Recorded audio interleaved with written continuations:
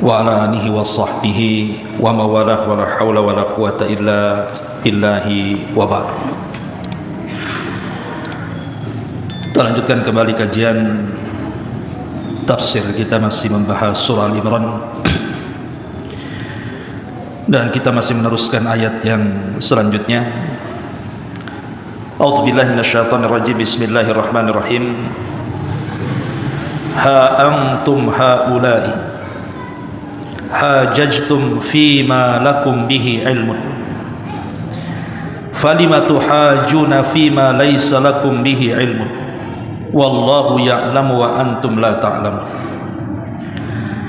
Ma kana Ibrahimu yahudiyan wala nasraniyan walakin kana hanifan musliman wa ma kana minal musyrikin. Inna awla an-nasi bi Ibrahima lalladzina ittaba'uhu wa hadha an-nabiy walladzina amanu wallahu waliyul mu'minin. Allah Subhanahu wa taala berfirman, begitulah kalian, maksudnya Yahudi dan juga Nasrani, kalian selalu berbantah-bantah tentang apa yang kalian ketahui, tetapi mengapa kalian juga berbantah-bantah tentang apa yang kalian tidak ketahui? Dan Allah mengetahui sedangkan kalian tidak mengetahui. Ibrahim bukanlah seorang Yahudi dan bukan pula seorang Nasrani, tetapi dia adalah seorang yang lurus, seorang Muslim, dan dia tidak tergolong orang-orang musyrik. Orang yang paling dekat kepada Ibrahim adalah orang-orang yang mengikutinya. Dan Nabi ini maksudnya Nabi SAW dan orang-orang yang beriman, para pengikutnya. Allah adalah pelindung bagi orang-orang yang beriman. Ma'asyiral muslimin yang dimuliakan Allah Subhanahu wa taala, ayat ini masih bicara tentang celaan kepada ahli kitab Yahudi dan Nasrani, yang mereka selalu berbantah-bantah antara mereka sendiri, antara orang Yahudi dengan Nasrani atau sebaliknya. Dan di sini Allah Subhanahu wa taala mengatakan, ha antum haula'i hajajtum fi ma lakum bihi ilmun. Begitulah kalian selalu berbantah-bantah tentang apa yang sudah kalian ketahui. Di sini kata para ulama tafsir, khitabnya kepada orang-orang Nasrani. Jadi orang-orang Nasrani, mereka memiliki pengetahuan tentang Isa bin Maryam, tetapi mereka kemudian mengingkari pengetahuan mereka sendiri. Contohnya tentang diangkatnya Isa bin Maryam. Kita tahu bahwa ketika Isa bin Maryam berkumpul bersama Hawariyun, ada yang mengatakan pada zaman Romawi kuno, pada kekuasaan Herodes, setelah orang-orang Yahudi berhasil membunuh Yahya ibn Zakaria dengan memenggal kepalanya dan dijadikan mahar bagi wanita pelacur, kemudian juga ayahnya tidak lepas juga dari pembunuhan, digergaji ketika sembunyi dalam pohon. Kemudian anak dan ayah ini dua-duanya meninggal dibunuh orang-orang Yahudi. Maka orang-orang Yahudi tentu tidak akan tinggal diam mengetahui Isa bin Maryam, karena masih ada kerabat. Dikhawatirkan kemudian Isa ini akan memobilisi manusia dan memberontak kepada kerajaan. Akhirnya kemudian mereka pun hendak membunuh Isa bin Maryam. Lah Isa itu ketika itu berada di markaznya bersama orang-orang Hawariyun, orang-orang pilihan. Dan Jibril sudah memberitahu bahwa pasukan Romawi sudah akan datang dan membunuh dirinya. Maka Isa pun mengumpulkan orang-orang Hawariyun, kemudian mengatakan kepada orang-orang Hawariyun, siapa di antara kalian yang mau kuusap wajahnya dan kuserupakan wajahnya dengan diriku, tapi dia akan ditangkap, dia akan disalib, dan dia akan dibantai, tapi sebagai hadiahnya dia akan menjadi temanku di sorga. Akhirnya orang yang paling muda di antara mereka, dari murid Isa bin Maryam, sebagaimana yang dijelaskan oleh Syekh Shalih Fauzan hafizahullah taala, bahwa di antara salah satu murid daripada Isa bin Maryam yang paling muda mengatakan, saya wahai Isa, jadikan saya penebus dirimu. Akhirnya kemudian Isa pun mengusap wajahnya dan mirip wajahnya dengan Isa bin Maryam. Sebelum Isa bin Maryam diangkat ke langit, maka Isa berpesan kepada murid-muridnya agar mendakwahkan dakwahnya ke seluruh pelosok. Dan ketika itu Isa bin Maryam kemudian berbaring dan Allah Subhanahu wa taala tidurkan, inni mutawaffika wa rafi'uka ilayya. Sesungguhnya kami akan wafatkan, maksudnya akan tidurkan kamu, karena tidur itu akhul maut, saudaranya kematian. Wafat di sini bukan wafat betulan, tidak, artinya ditidurkan. Wa rafi'uka ilayya, dan kami akan angkat kepadaku, kata Allah. Maka akhirnya kemudian murid-muridnya menyaksikan bagaimana Isa diangkat ke langit. Dan Isa kemudian ditempatkan di langit kedua bersama kerabatnya Yahya ibn Zakaria, dan Nabi SAW pernah berjumpa dengan keduanya dalam peristiwa Mi'raj. Lah ketika itu murid-muridnya kemudian berpencar kemana-mana kecuali satu orang yang diserupakan Isa bin Maryam. Dialah yang ditangkap, kemudian disalib, kemudian dibunuh. Tapi Allah Subhanahu wa taala bantah itu semua dengan mengatakan wa ma qataluhu wa ma sallabuhu walakin syubbiha lahu. Isa tidak dibunuh, Isa tidak disalib, tapi Isa diserupakan.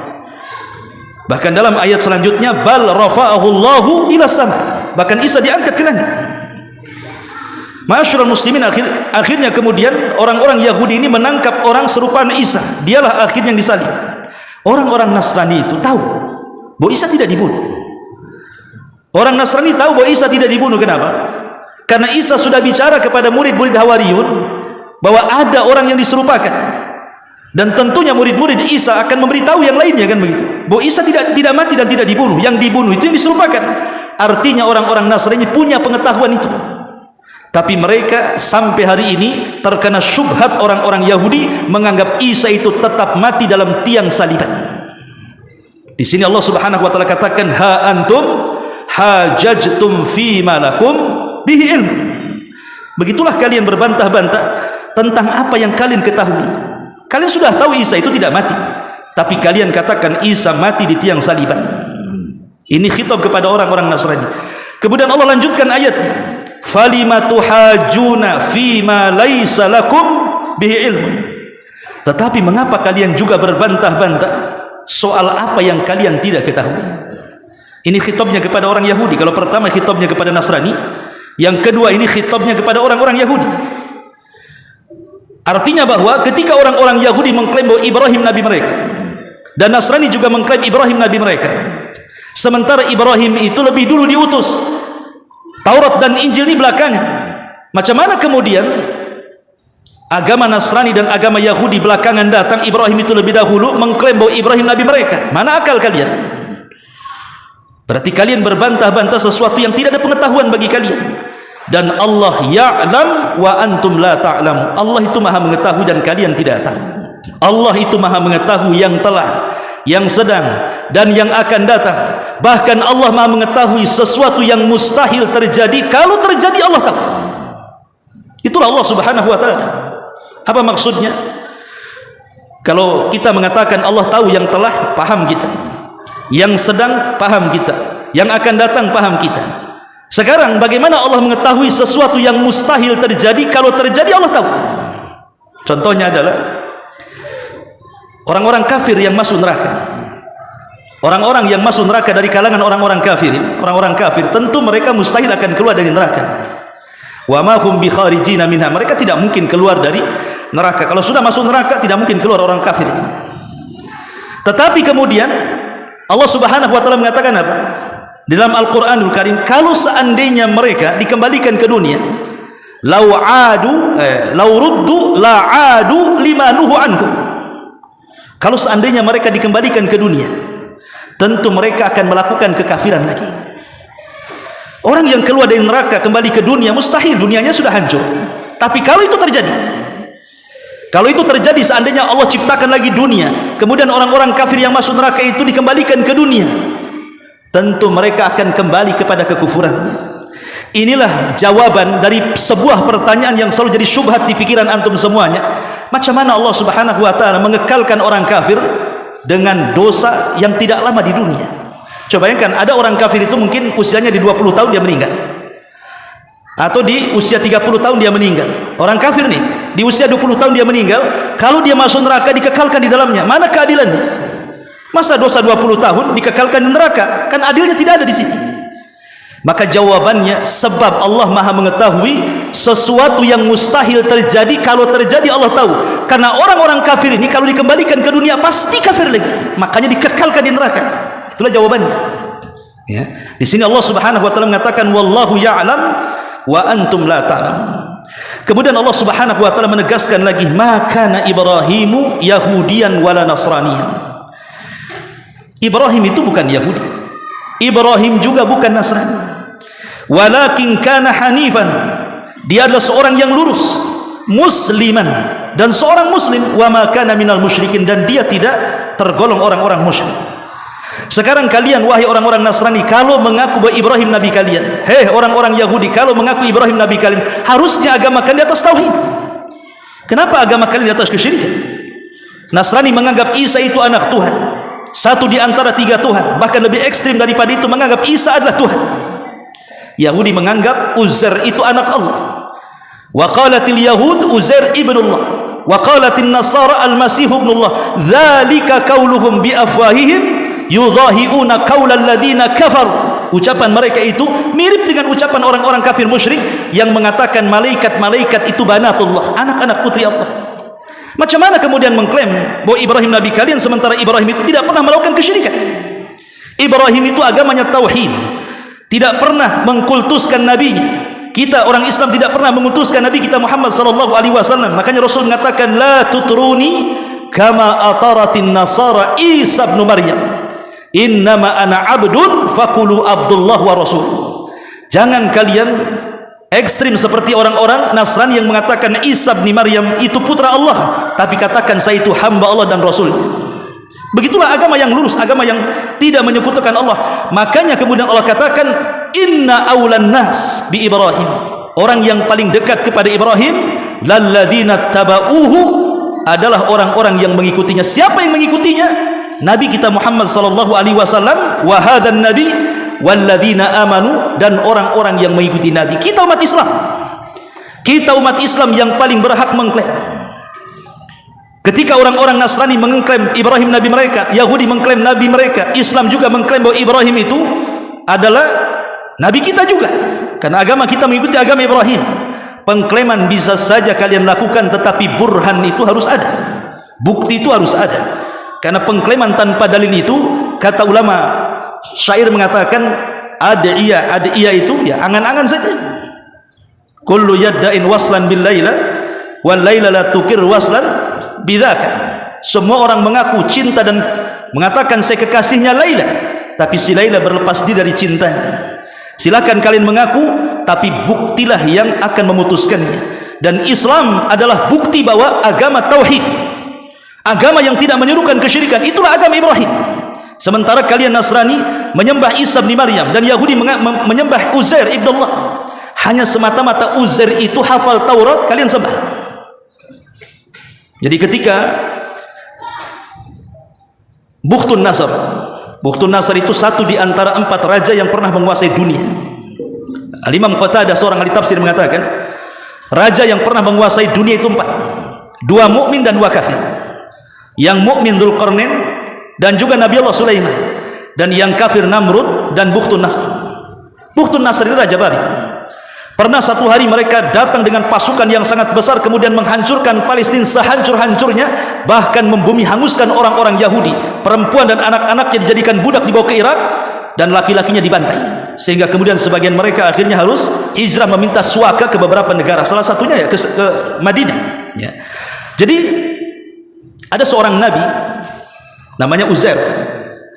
Uzair ini lewat di sebuah perkampungan di Palestina. Dia melihat kok bisa kota yang tadinya indah, yang tadinya bagus, kok bisa roboh sampai ke para-parapnya, sampai ke akar-akarnya, seperti kota mati.